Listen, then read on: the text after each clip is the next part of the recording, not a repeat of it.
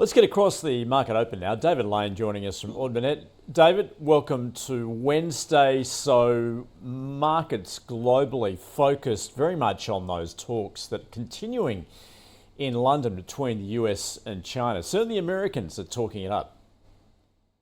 Yes, we understand that the discussions are still going. We haven't really heard too much out of the Chinese side, but presumably, given that they are still in negotiations, that could well come out with some positive news. And that's certainly what the markets have been saying. Positive leads in from the US last night, with most of the indices a little bit stronger, and that optimism, about the potential of a trade deal occurring.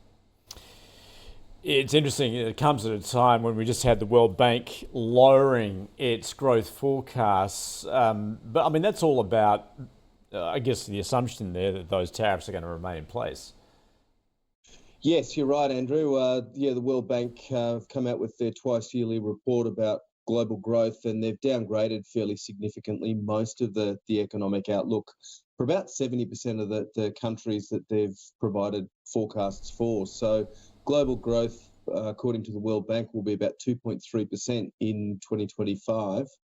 And importantly, global trade about 1.8%, which is down significantly from last year, and probably about a third of what it was in the average across the 2000s. So significant downgrades there from the World Bank, and they have actually cited the growing concerns about tariffs and uncertainty around the world. So, certainly a more subdued outlook from the World Bank. Now, as you point out, despite that, we're at record levels on the local index, looking to head higher again today. Yeah, all indications are that we will, close at another record high unless something comes out of left field today and takes us off target. But certainly positivity we saw yesterday fairly much across all industries except industrials. The market was fairly strong, and it looks like it should well be the case again today. So further optimism. A little bit of anticipation in the US tonight, where they've got their CPI number coming out, and a number of their forecasts are that the inflation number will be a little bit higher in the US, and obviously that doesn't take into account many of the tariffs that could come in play over the coming months. So, still a little bit of uncertainty around, but it looks like we'll have a fairly positive day locally. Now, David, if we look at those stocks that have actually done very well this year, bearing in mind, I obviously had the sharp sell-off in April, but we've had that V-shaped recovery. So, as we well know, we're now back at those record levels. Defence stocks. Now, clearly this is on the basis that, as we're seeing globally, governments ramping up their spending on defence. Yeah, definitely, Andrew. We've obviously seen an increase in tensions around the world and the requirement for spending on defence. But then also we've seen, as part of the trade negotiations, one of the things that Donald Trump has been pushing for countries to do is to increase their spending. We even saw yesterday Anthony Albanese talking about the potential negotiations with the US, and said that they will look to increase spending on defence in Australia as well. So those defence stocks globally have done exceptionally well. Obviously in Europe there's a big focus on defence because of their proximity to Ukraine and Russia. So there's been a big rally in those stocks, and in fact in Australia some of the best ETFs have been the defence ETFs. So there's been 3 that have been released over the last 12 months or so, and they've been performing very, very well. The Global X Defence is up about 46.5% over the last 12 months, so it's done exceptionally well. VanEck Global Defence ETF 43%, and BetaShares Global Defence Armour is up 34.9%. So that sector's done very, very well, and some of the local stocks have also rallied quite strongly. You look at some of those local stocks, such as Drone Shield and Electro Optic Systems.